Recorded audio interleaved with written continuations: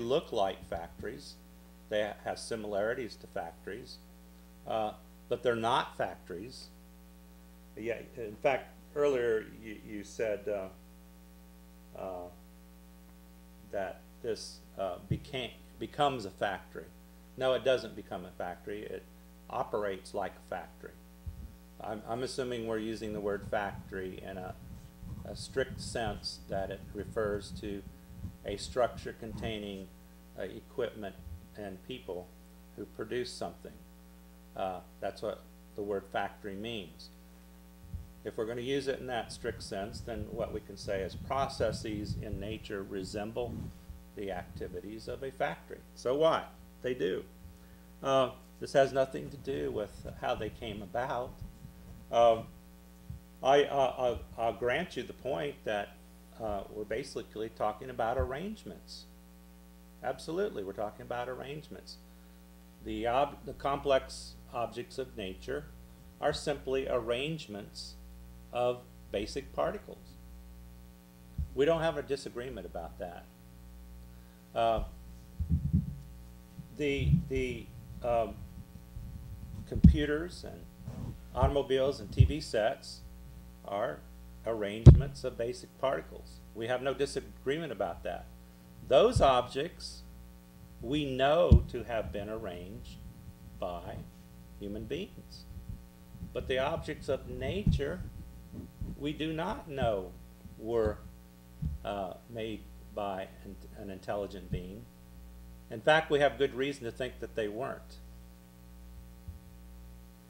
So your problem is you think that everything that man does can be used as a model for nature. And I've heard this done over and over again. In fact, almost every argument for the existence of God is based upon an analogy to human performance. If we have time, we can go into all those analogies, but the one you're presenting today is simply the analogy.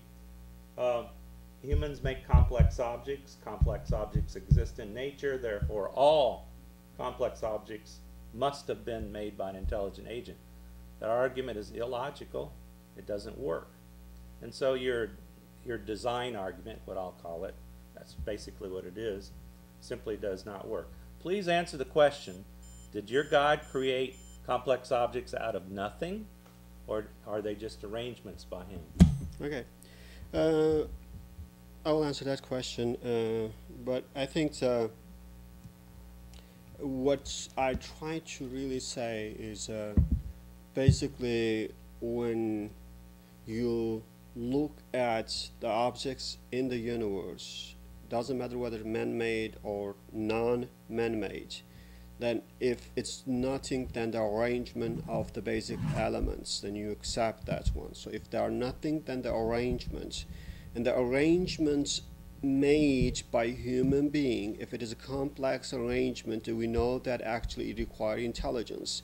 And now when we look around, we don't see just 1, 2, 10. We actually can say that everything's in the universe are at certain level a complex object. Even my argument that they are more complex than man-made complexity added to the objects. The point is that now if you, as I mentioned before, and you examine everything around yourself and actually find out that everything is an extremely complex arrangement of those basic elements came out of Big Bang.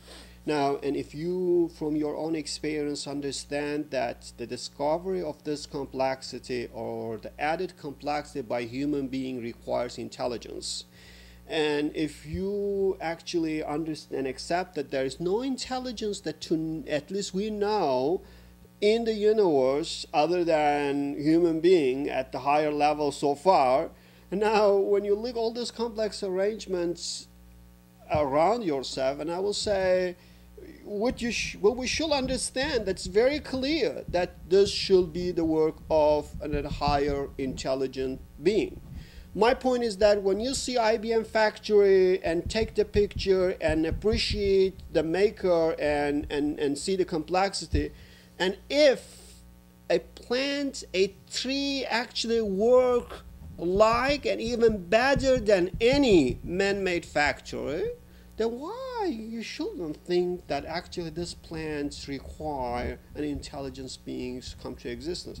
Now, to answer your question, that I think that God is not just the arranger of those basic objects from the Big Bang. He is the arranger of, creator of the basic elements, and the arranger of every complex objects every time that we see in the universe. In other words, we don't have to go back to the Big Bang.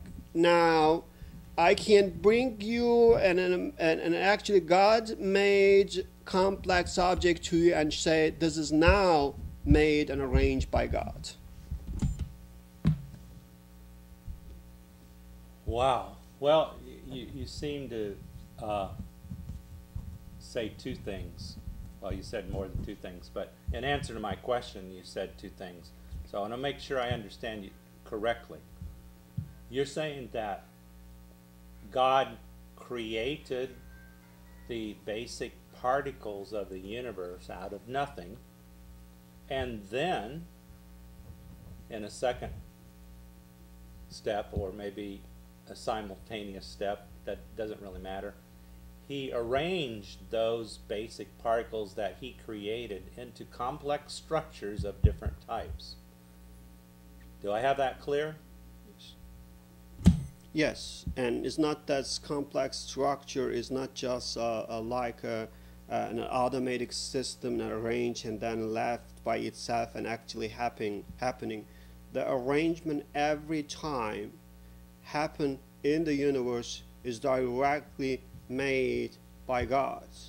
So in this regard, it's not like there is no actually, you can't, I don't think or don't accept the seed is a factory for a tree, and then God creates a seed as a factory, and then now we just get the tree from a seed.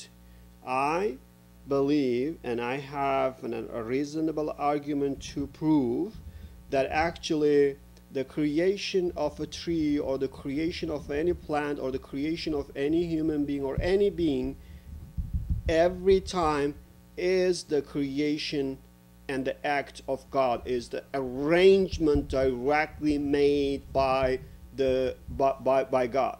So that's my point. That's why it's not like I don't accept the kind of theistic view of God and who create the universe and established an automatic system and lets everything just run by itself. My belief in God basically says that God is actively involved in arrangement from moment to moment.